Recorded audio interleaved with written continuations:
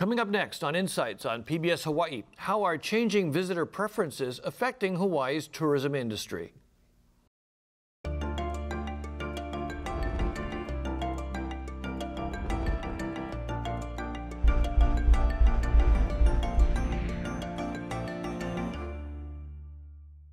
Aloha and welcome to Insights on PBS Hawaii. I'm Daryl Huff of Hawaii News Now, your host for tonight's show.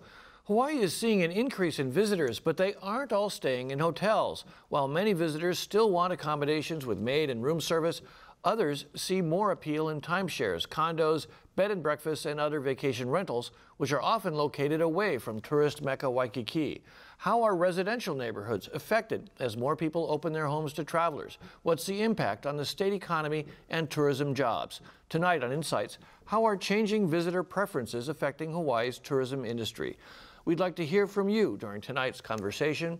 Call 973-1000 if you live on Oahu, or 800-238-4847 if you're calling from a neighbor island. You can watch Insights streamed live at pbshawaii.org. Just click on the title of tonight's show, or you can find us on Twitter at PBS Hawaii. Now to our panel. Paul Brubaker served as chief economist for Bank of Hawaii from 1985 to 2000. Since 2009, since 2009, he's run his own Hawaii-based consulting firm, TZ Economics. Representative Tom Brower is chairman of the House Tourism Committee. He represents Waikiki, Kaka'ako, and Ala Moana in the State House of Representatives. Eric Gill is the financial secretary-treasurer for Unite Here Local 5, the union that represents many hotel workers in Hawaii. Local 5's members are affected when full-service hotels convert to timeshares and condos. And Tonic Billy operates Beach Lane Bed and Breakfast in Kailua and serves as president of the Bed and Breakfast Transit Vacation Unit Association of Oahu, an organization that advocates for regulation of all vacation rentals. She operates one of the few permitted bed and breakfasts on Oahu. We invited the Hawaii Tourism Authority, the Hawaii Visitors and Convention Bureau, and the Hawaii Tourism and Lodging Association to join our panel, but they all declined or were unable to participate. Let's start with the lay of the land right now. Paul Brubaker, what kind of changes have we seen in the kind of accommodations that are available on Oahu? Well, basically there's been a proliferation of alternative transient accommodation modes. Part of that's a reflection of changing investor, asset management methods, but part of it reflects a changing pattern of demand by the travel and tourism population. When you say changing investor habits, what do you mean by that? Well, maybe let's leave that for a little later, but the simple idea is a traditional... I like simple ideas much better. A traditional hotel room or even vacation rental is an asset that the owner is going long, holding, waiting for a revenue stream to show up from night to night or week to week. Whereas something like a condominium or a timeshare takes all of that future revenue and securitizes it, turns it into present value. A condo, you get the whole amount. A timeshare, you carve that up into intervals and you sell those pieces off. Okay. Tonic Billy from the Bed and Breakfast Association, what are you seeing in terms of people getting into the bed and breakfast business, particularly on Oahu? I see a lot of people getting into the business without having too much knowledge of how to run the business. And since we do not have any ordinance or any, way of giving information to these people, I think it's very much needed to get some permits in place so we can have order and have people know how to run a bed and breakfast. And that's been affected a lot by social media, right? The way that people can easily find a rental in Hawaii.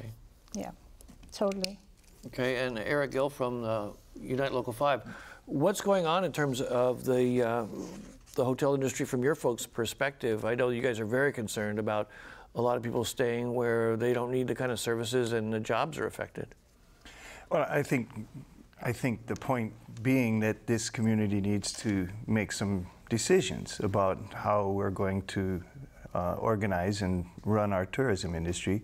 It is the main industry in Hawaii, and we are either going to have an industry that creates jobs that people can live on, or we're not. And you know, from my point of view, having been born and raised here, you know, we've given over our beaches to hotel operators, and in return, they promise jobs to the community. In the case of our hotels, we secure good jobs. We've built a high standard of wages and benefits that people can live on. When a visitor goes to another place, you know, a vacation rental or something else, it doesn't produce a job that has a pension and medical. And it has profound impacts as well on our neighborhoods and our housing supply and our standard of living there. Tom Brower, Chair of the Tourism Committee, what kind of discussion are being had at your folks' level about these kind of decisions? In particular, what are you seeing as the trends in the industry that concern you, or do you think we should be paying attention to?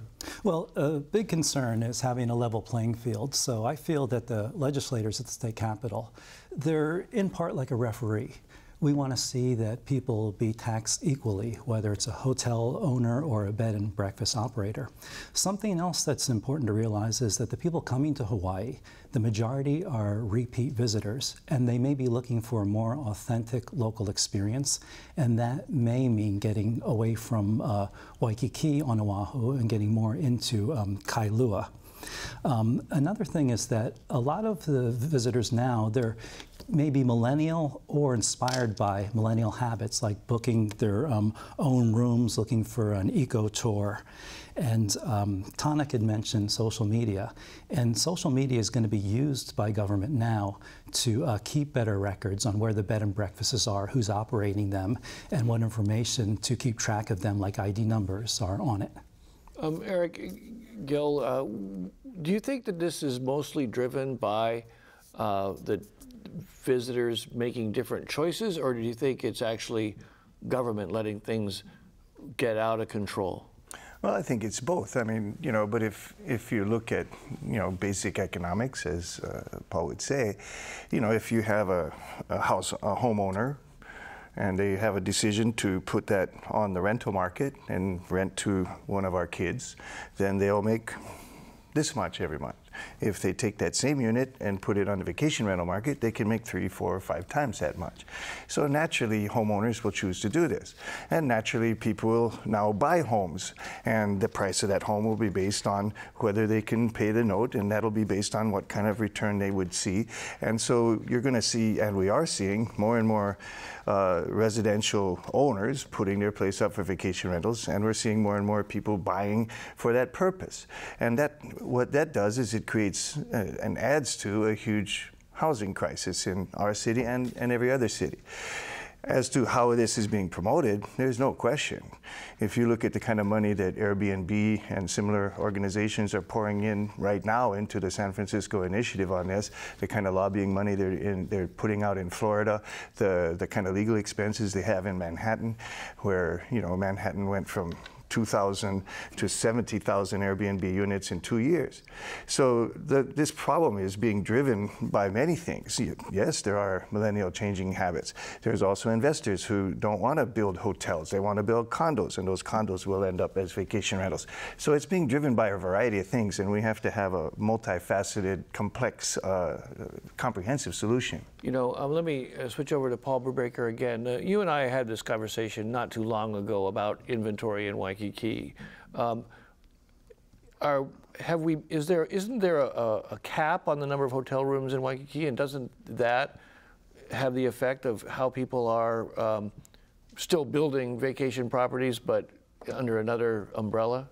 Well, part of the problem is a definitional one, because the regulation that's there, the zoning and so on, and what's in city plans and whatnot, typically will specify numbers of hotel units, but what Eric and everybody, I almost said Gary, your brother, but Eric and all the opinions. He got us there. What we're talking about here is that there's financial innovation going in the accommodation market that's moving faster than the regulatory framework, and we don't even have good ways to measure what's going on. So you can go up to Airbnb and see for yourself how many units are out there. They're not the only portal. They resist, absolutely resist turning over their list. Well, my guess is that this idea of some kind of, I mean, we can call it a regulatory intervention, but I would say registration and compliance with tax laws and all of that stuff ought to be a reasonable kind of legislative approach so that we can both enumerate what we're talking about and manage some of the benefits through the tax revenue stream. I guess what I'm trying to get at, and I'm sorry to interrupt, That's okay. but and as for Representative Brower, is this shift something that's just tectonic economics, or are there like regulations that don't make sense? For example, does it not make sense to limit inventory in a certain area of hotel rooms when all you're going to get is a hotel by another name, like a timeshare?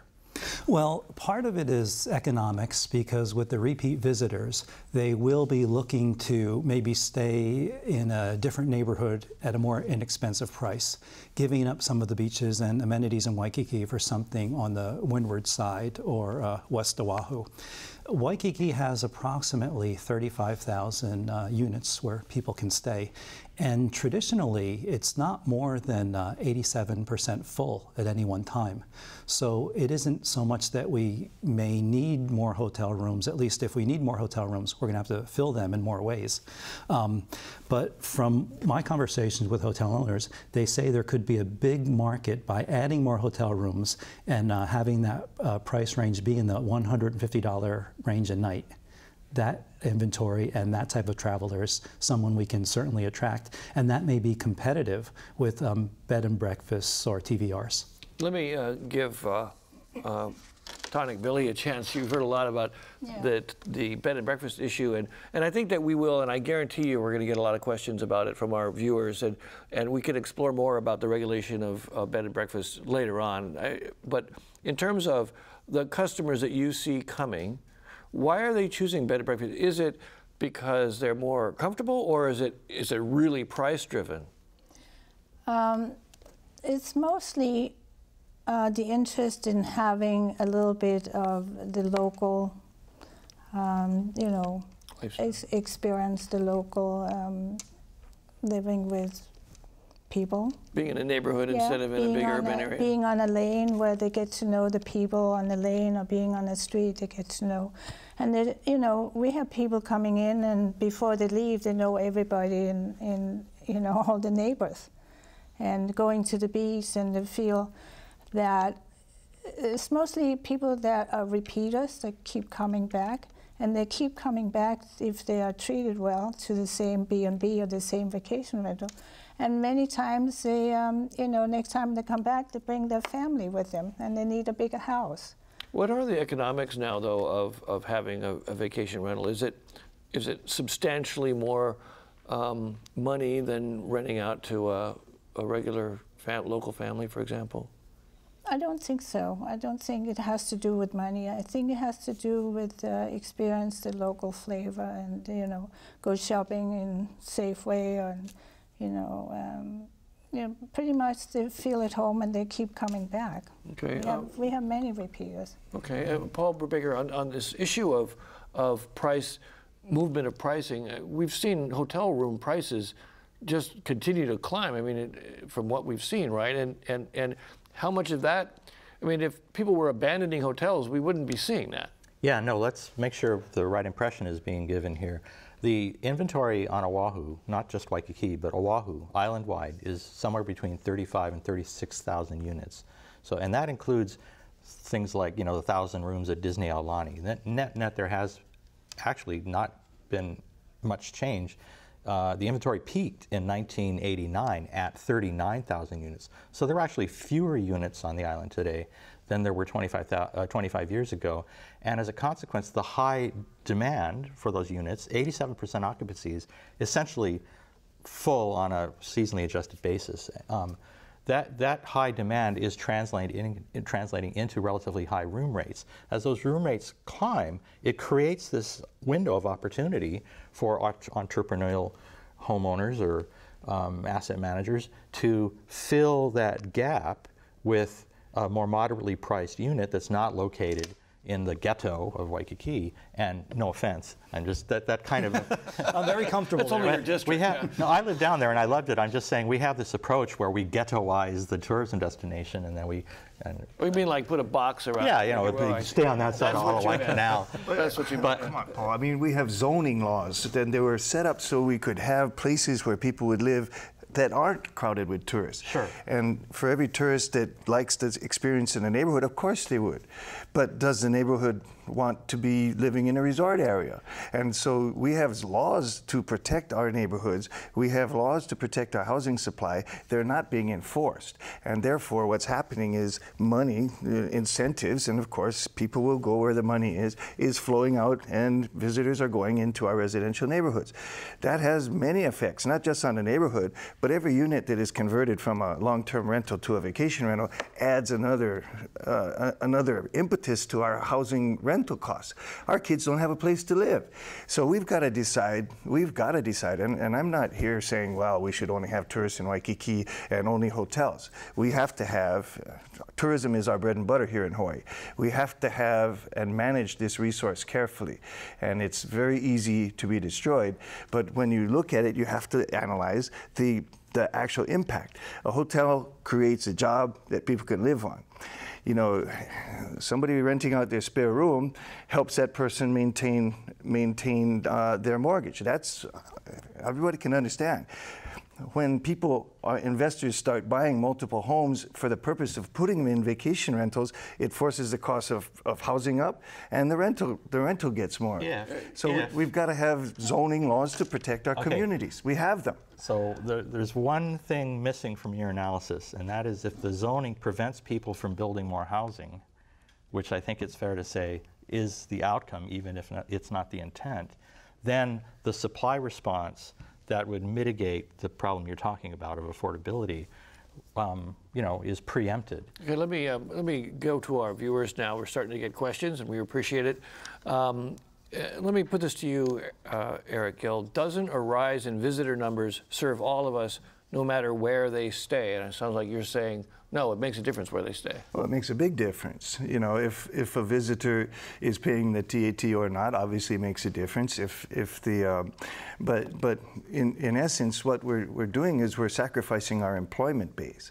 You know, we've seen a reduction in hotel rooms because the economics is driving that. Banks don't want to build hotels. They want to build condos because they can do the pre-sale and get their money, and that's what banks and developers will do. I don't blame them. That's what they're in the business for.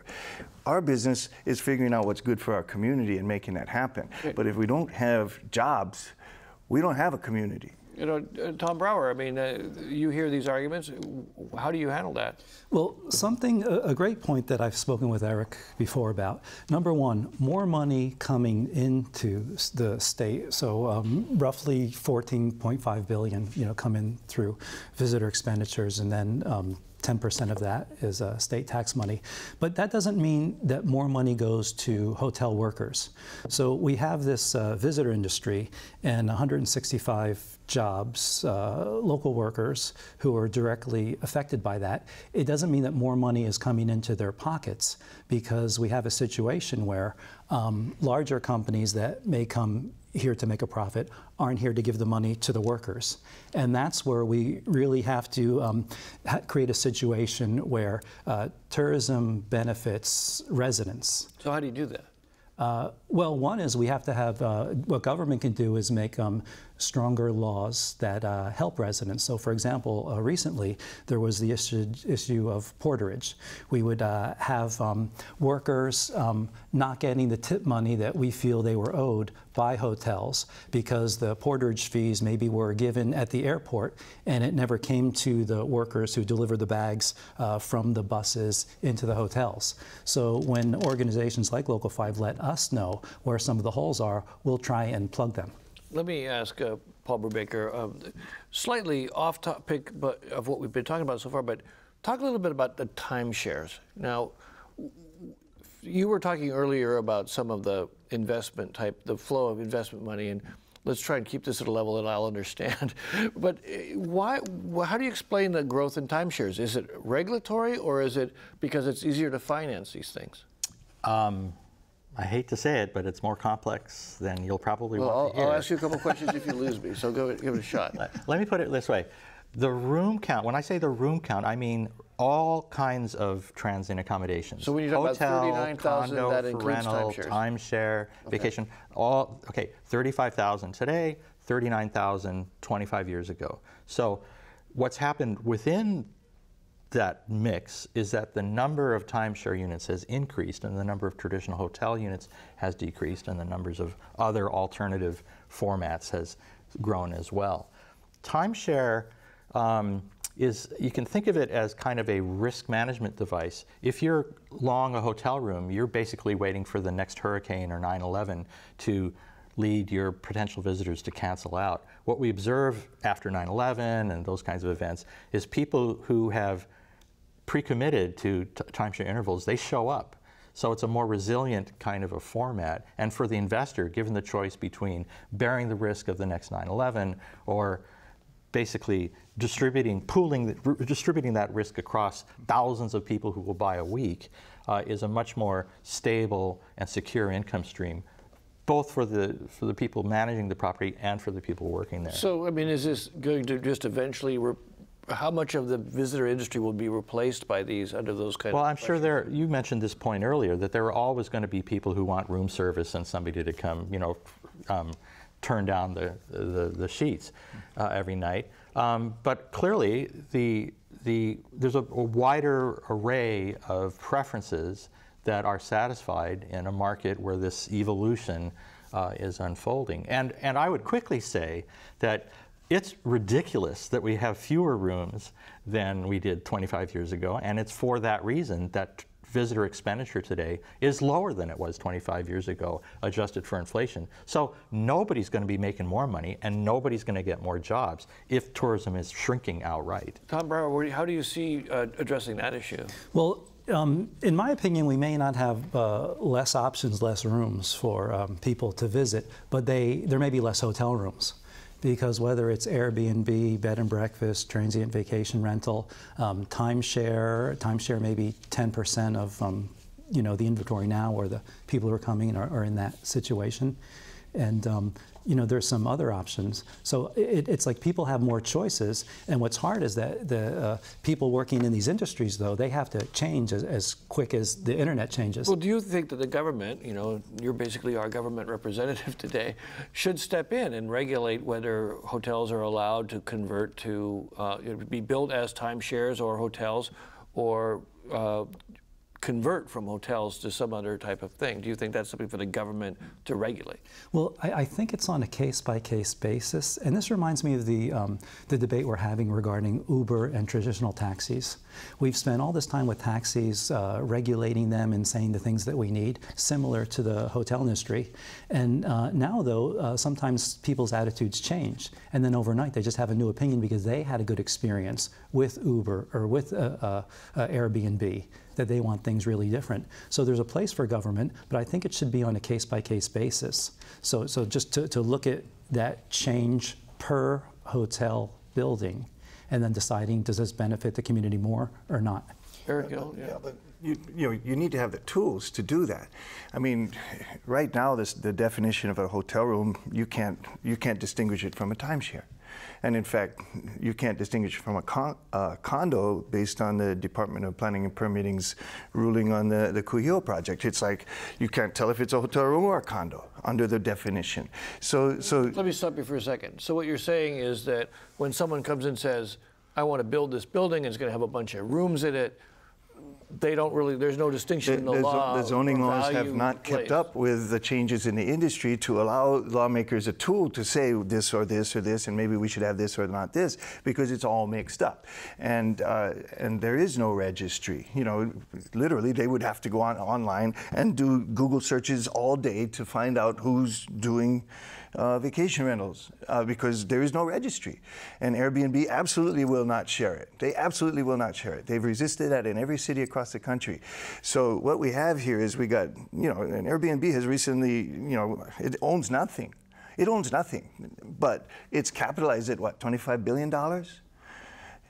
You know, so there's a huge amount of money behind this that's pushing. And just look at the ad budgets. You know, we see Airbnb ads all over our airwaves. They're a very active player and influencing public policy. So we have to be careful of this. We have big corporate entities trying to influence our policy. For 1 second, though. I always got the impression that the real threat to the hotel worker was less the B&Bs, but more the timeshare. Look, timeshare is like anything else. It has good and bad. It's not equal to a hotel room in terms of employment.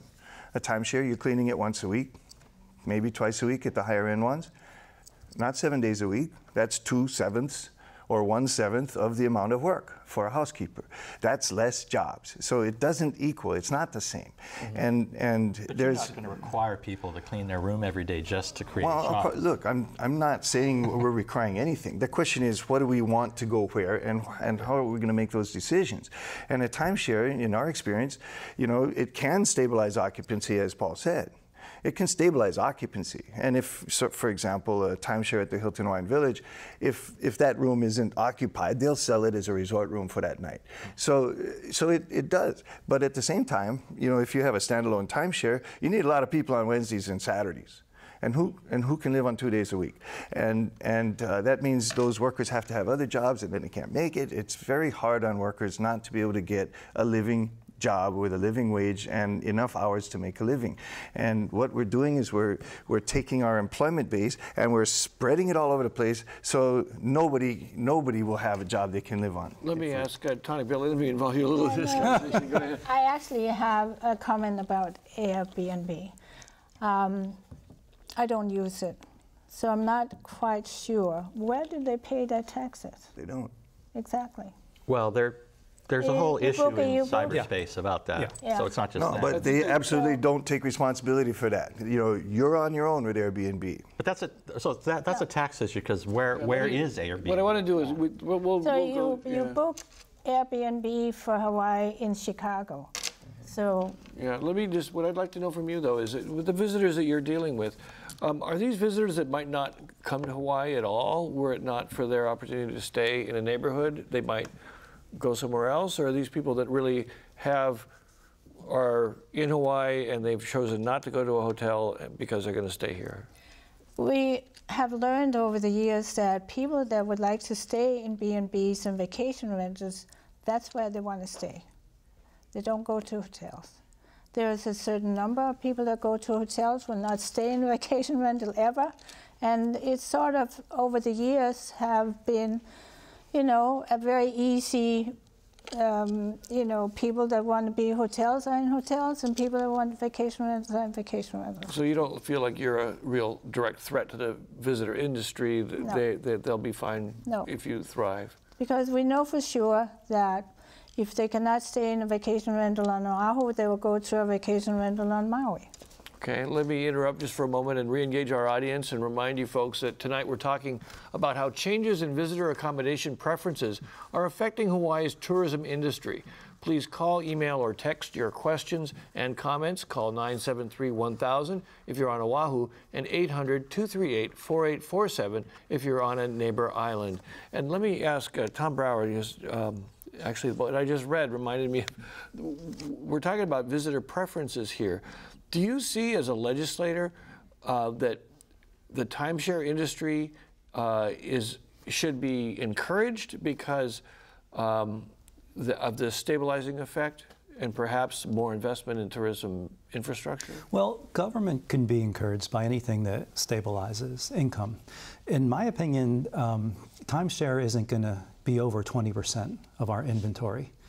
But getting back just briefly, Airbnb, that is going through growing pains. And as soon as someone comes to Hawaii, stays in an Airbnb, and gets bitten by the owner's dog, there's going to be lawsuits, and people are going to start to re-examine Airbnb and the taxes that Airbnb may have to pay when they're getting sued by different governments, you know, major cities throughout America. There's no accountability. Just to say, for the sake of our viewers who may not know what Airbnb is, it's basically a internet connection like Expedia or something. Just like Expedia. But it's a little different because they actually do the transaction. We have a VRBO does probably more units in Hawaii, but they're like a Craigslist. Airbnb actually takes your money and takes a chunk out of it, Exactly. but they won't take the liability and the responsibility that goes with that. And so we're talking different things. I would not be one to say we should put all vacation rentals out of business. If Mike McCartney were here, he would be saying, look for the airlift. You've heard it from him, I'm sure. In other words, Rooms first. Well, he's with the governor's office now, he's so with he the governor's now, so the rooms. governor will say what the governor wants. But when he was at the tourism authority, he said it many times. We need people to get here, and if we don't have enough seats, we can't get them into any kind of room. So we should be careful. Therefore, I'm speaking for you, Mike, but we should be careful, therefore, in managing that resource as well, because the airlines are going to cut flights if they're not able to sell them. So we have a very complex problem, but we have to have the tools to fix it. We've got to have zonings that can distinguish between things so that lawmakers can make intelligent decisions. We got to have a mind to our employment and to our housing market and to our future. Otherwise, what are we doing here? This viewer called in, Becca and Makiki, a great question that I want to explore a little bit before we really dig into the B&B thing. Is Waikiki losing its luster? And it mentions Ko'olina, et cetera, but really, I mean, we keep putting money in Waikiki and hoping it's going to attract more people, but Tom Brower, that's your district. Do you think that it's getting obsolete or less appealing? Well, the majority of people who visit Hawaii are repeat visitors, and we do need to grow the pie with new visitors. Let's say 80% of the Japanese who come are here for Waikiki, but then 60% of our visitors overall from America may be from the West Coast, and they may prefer neighbor islands. It's sort of where they are in life might dictate the experience that they want. There's always going to be a need for a well-developed area for our visitors, and that is Waikiki. It's the amenities, it's the entertainment that it provides, it's Waikiki Beach, but we're also going to see a growth next door in Kaka'ako with the shopping that it has to offer and those parks on the waterfront there. Is it fair to say that probably Waikiki is one day going to pretty much envelop a good part of Kaka'ako anyway? That it's going to be part of the whole experience? Well, development-wise, that's possible. No, they won't let you build a hotel in Kaka'ako. Talk about three of them. Well, regardless, any rule can be broken or changed. There are no hotels now, and go read the Kaka'ako plan. I know, but the word hotel is not even in the plan. They're talking about three of them, and it's in the press. We have hotels downtown. We could have more downtown. A few years ago, we were talking about I'm not opposed to it. I'm 70. Just saying, if it's I haven't seen a plan that says there's going to be more hotels. No, of course. But a few years ago, it was a 70-story tower in Kaka'ako. So anything can happen. But you guys passed a law that prevented that from happening. See, if Kaka'ako were to build a real hotel and have real jobs, that's one thing. But what they're building is high-end condos that nobody here can afford to live in, that are being bought by foreign nationals as an investment, and that will be. That's not true either. Well, half those units were bought by Japanese 70? people. And Howard Hughes is building for that market. Okay. And that's what they do. They make money. That's what they do. But those condos are going to end up being illegal vacation rentals unless we figure a way to regulate. Undocumented vacation rentals. Okay, let me ask this question though. Eric, hold on. But people must be illegal immigrants, right? Oh, okay, wait. I actually know some facts about this, because I work with some of those guys in Kaka'ako. 70 to 80% of the buyers of those units have local addresses. So this mythology of foreign buyers. Right, but this show is not about Kaka'ako. I get that, but if you go up on Google Maps or something, you'll find vacation rentals in many of the towers that are already there. So what we're seeing is this extrusion from the ghettos of Ko'olina and Waikiki, which I would quickly say has been upgraded substantially. I mean, it's way better than it was 10 or 20 years ago. Actually, I think we just found a point of agreement between you guys. Yeah, I mean, Well, I wouldn't call it a ghetto, well, okay, but I think that many a hood. visitors. Okay, it's a hood. Well, look, many visitors. Well, have you been to Staff. Kakako lately? Because I have. Yeah, we heard about But that. this point about we it heard about moving out into your neighborhood is an important one, because that's going to happen. It is happening. It is happening. It's Yes. already happening. happening I very think that fast. we're now moving into the B&B question, and I have quite a pile of questions that have come in on B&Bs. Let me just write. I know. Well, Okay. well we did our best. Yeah. You can use Paul's laptop if it helps. So anyway, so question. This is destroying the community in Haiku on Maui. Average rents have doubled since they started allowing vacation rentals. That's what zoning is for. Tonic Billy, let me start with Tonic Billy, who Okay. is actually in the business. Do you feel that has that effect on neighborhoods? If you've got a lot of B&Bs in there, that it forces up rents for everybody? Only if you're not allowed to build more units.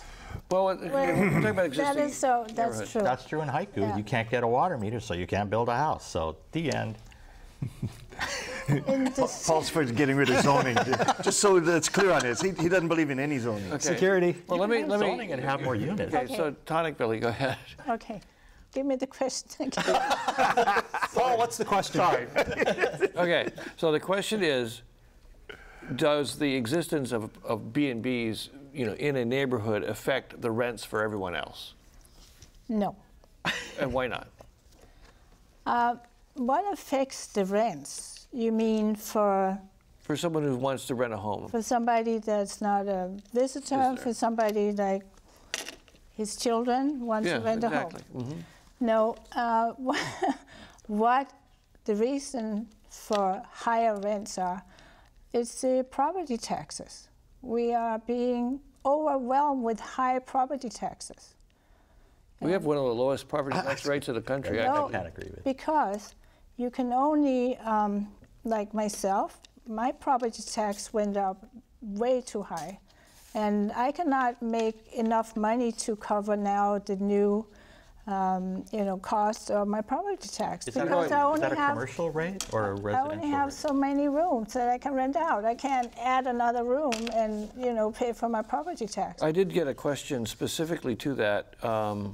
It was a question of, what taxes do you pay? You have a legal bed and breakfast. Yeah. So what taxes do you pay? You mentioned property taxes. Your property tax isn't any higher Okay. than it would be if it was a residential property you were renting out, right? My property tax right now would not be higher, but they are talking about making it a hotel property tax, the same, 12%. So But you do pay additional taxes because you have a legal B&B and you report the income. yeah, I have to tell you, I had a legal B&B. I'm retired, but I am the president of the B&B Association. Oh, okay. Well, just give me an example for a regular registered B&B where the person is paying all the appropriate taxes. What are the different taxes that are applied? I don't need a dollar figure, but just like what's the... For any kind of vacation rental, you have to pay TAT tax and GE tax. So TAT is the hotel room tax and the GE. So it's 4% GE tax and what's the TAT? 9.25. Right now, yeah. 9%. Yeah. So it's 11% on top of whatever property taxes you'd be paying. Yeah. And are those the things that combined, you're saying, to push up rents around the neighborhood, or is it just a property tax? I mean, I guess if I could turn my place into a B&B and make $200 a night versus getting $2,000 in a whole month, doesn't that have the effect of pushing up rents in a neighborhood? I don't think so. Depends on because- the supply side. I mean, Yeah. right? It Okay, depends but on assuming whether, that neighborhoods are fixed in size, if you have these Why high would you income, assume that? We have an You had- island. We live on an island, Paul. Dude, you had babies, so where were they going to live? well, Surely a we lot of thought them that are one through in before we had the Kaka'ako, but let's. Well, we have to affect public policies so our kids can have a place No, to but live. we don't even build enough units for the babies that grow up in, not to mention what we're talking about here. So that, I mean, And whole why would supply they, side why thing would they is- build for the local market when developers can build for a vacation market when they make more money? And it's a concrete thing.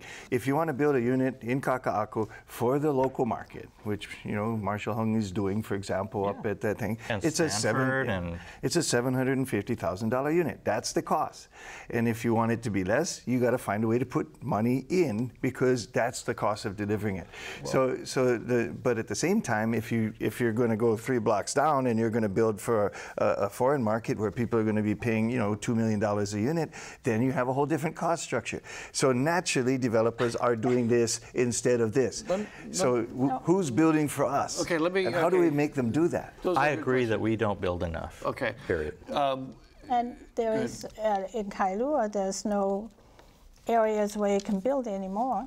Yeah. So what was that plan? So we'll all have kids in Kailua, except they won't be able to live. Okay, You so can build bigger houses, you tear down old houses, you build that. accessory dwelling. Yeah, exactly. Wrong conversation. Those will be vacation units too, unless we find a way to Build more of have an intelligent policy. okay, now there's two kinds of vacation B&Bs. There's the permitted ones, of which there are only about 900. Is that correct?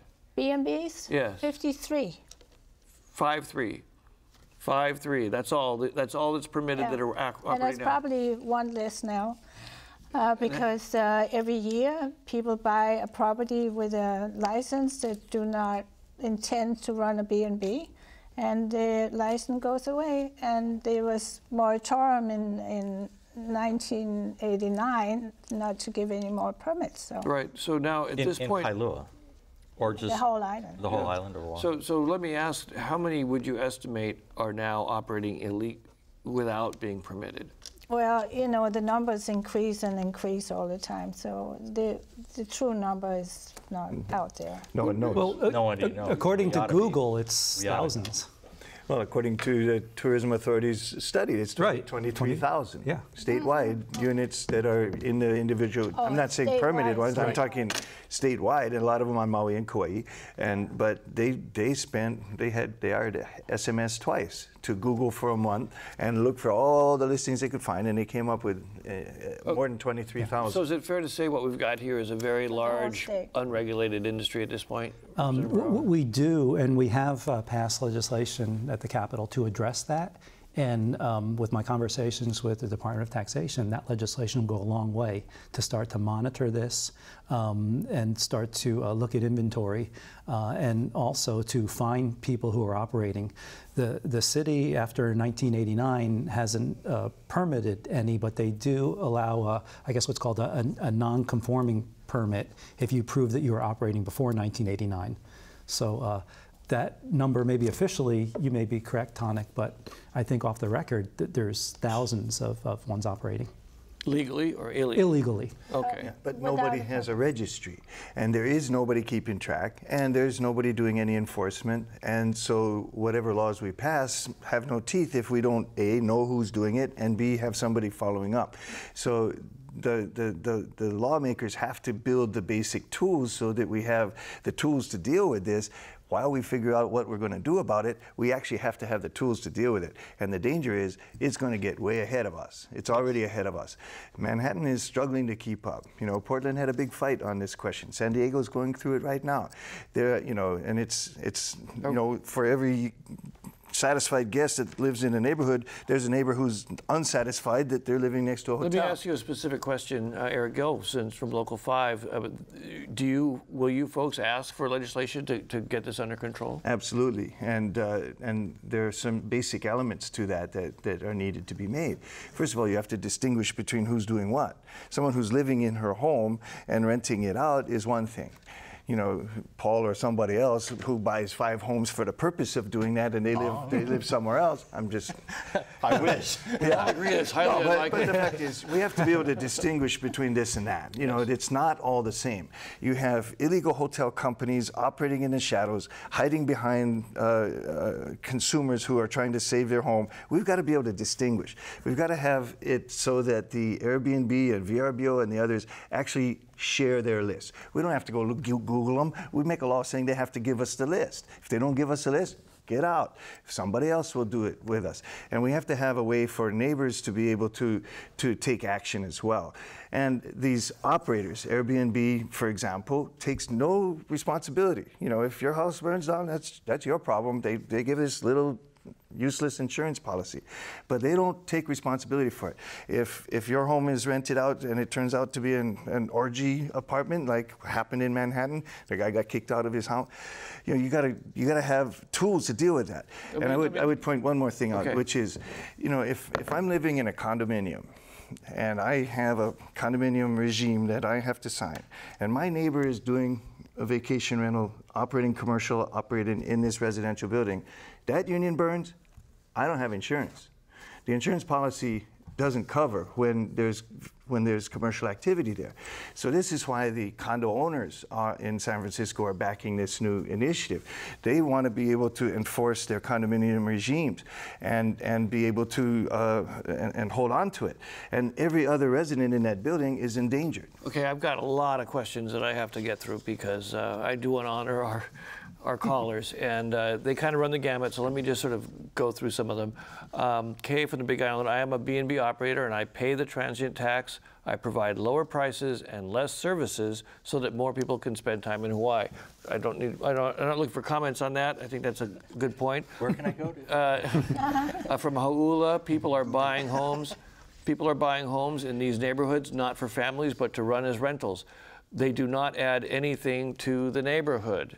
And one good question, and maybe Tani Billy can answer this question. What's the difference between a transient vacation rental and a B&B? We understand that you can rent out a unit to, but there's limits on how many days you can rent it. Is that right? That's correct. A B&B with a permit can, of course, rent any number of days. A vacation rental with a permit can rent 29, 30 days, that's it. Okay, so a vacation rental, because I remember looking at one point and I saw Discovery Bay had a lot of people that said you can rent for 30 days. Yeah, 30 days. But then, have we heard that that's being abused too? That they actually say 30 days, you fill out a 30-day lease, but you only stay for a week. You got 4 or 5 leases for the same 30 days. That's what happens. No, Tom, again, It does happen. You've got this huge, unregulated industry that's probably not paying the taxes it should be paid. But I think that the legislation you folks put forward basically is, you have to make sure you have your transient vacation rental number on the ad or something like that, right? Was that what? Well, that's part of it. Well, number one, this is a city issue, and we haven't seen city meaningful legislation in many years. So members of the House took it upon themselves to take action with the Department of Taxation, with the state, and it's a good measure, and this is the best we can do. So if you have an ad online, then you're going to need to have your ID number, and then we're going to be able to hire inspectors and have them visit and see that everything's in order. And then tax records will check the taxes that you're paying if you're paying the TAT. Did you add to the staff of the tax department in order to do that? There's a funding mechanism that will allow the Department of Taxation to contract out. I'm sorry, Tani, you had a question? You're talking about the tax ID. There's a big difference. There's no ID for illegal or illegal. The only ID that you put on your advertising is the tax ID. Right, and soon you will register like any other business. So you'll have a business registration with the state. Yeah, but in San Francisco, they passed a law basically legalizing this, and they opened it for registry, and less than 15% of the people actually registered. So only 15% of the people, in an environment where they were being told, okay, we're going to make this legal, only 15% of the people actually registered. You've still got 85%. Well, it'll be the city's responsibility to zone for this type of practice, and then in part the state's responsibility to monitor who's doing it. And if they don't, do you see doing statewide regulation of this?